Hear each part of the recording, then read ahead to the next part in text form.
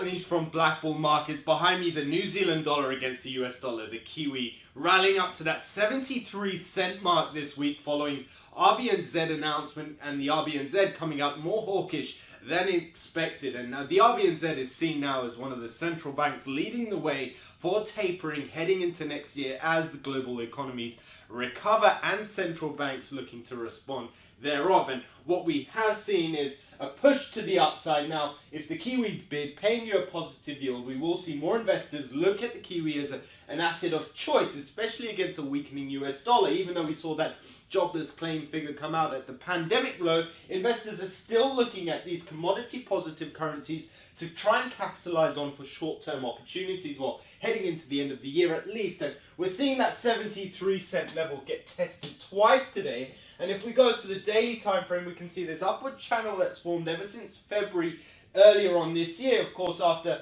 going to that multi-year high at 74.5 cents, which we sharply rejected on the Kiwi dollar back in March. The Kiwi dollar then pretty much within a couple of weeks fell down to the 70-cent mark. And that is those two levels we're looking at to draw our Fibonacci extension. And what we can see is that recent break above the 72.63 this week was a firm move above that 61.8% retracement. And that also lies in this upward channel that we're looking at, which puts out a clear target to the upside at 73.48. That's the next fib level, and that's also the top of that channel. So if you're a bull and you're looking to play this trade, you could potentially look at having a stop loss around that 72.63 and potentially a position up here as your target one, and then target two back to fully retrace that move at 74.54. That's a medium term outlook, and that will of course mean a break of that trend,